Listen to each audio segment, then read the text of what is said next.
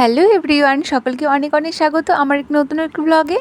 আমি তো খুব ভালো আছি, কারণ আজকে দিনটি খুব স্পেশাল। কারণ আজকে হচ্ছে শ্রীকৃষ্ণের জন্মদিন, মানে জন্মাষ্টমী।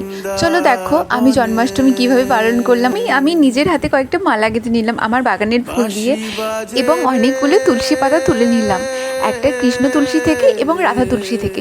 দেখো কৃষ্ণ তুলসী যেটা সেটা হচ্ছে ঘোর বেগুনি রং, এবং রাধা তুলসী যেটা সেটা হচ্ছে সাদা রং।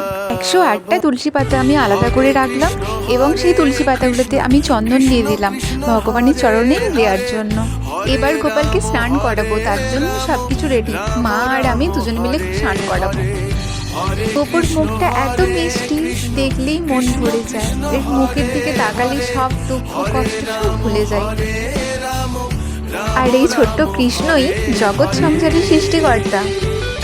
শ্রীনন্দ রাখিল নাম নন্দের নন্দন, যশোদা রাখিল নাম জাদু বাছা ধন, উপানন্দ নাম রাখে সুন্দর গোপাল, ব্রজবালক নাম রাখে ঠাকুর রাখাল, সুবল রাখিল নাম ঠাকুর কানাই, সীতাম রাখিল নাম রাখাল রাজা ভাই, ননীচোরা নাম রাখে যতে কো গোপিনী, কালো সোনা নাম রাখে রাধা বিনোদিনী, কুবজা রাখিল নাম পতিত পাবন হরি, চন্দ্রাবলী নাম রাখে মোহন বংশীধারী, অনন্ত রাখিল নাম অন্ত না পাইয়া, কৃষ্ণ নাম রাখে গর্গ ধ্যানেতে জানিয়া।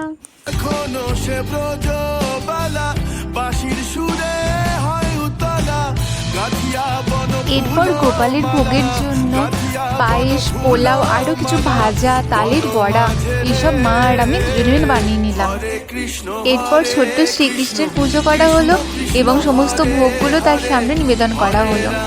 তার মধ্যে আছে পায়েস, সব থেকে পছন্দের খাবার তালের বড়া, আর আছে পোলাও, মিষ্টি, ফল, ক্ষীর, দই, এইসব।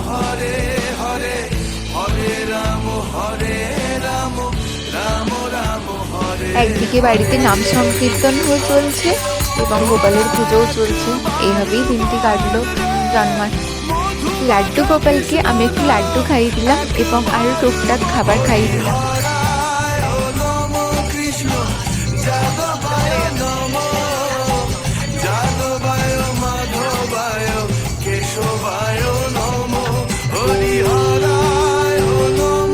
জন্মাষ্টমীর পরের দিন নন্দ উৎসব, তাই গোপালকে দই, বাতাসা, আবির এইসব মাখিয়ে দিলাম এবং পুজো করলাম।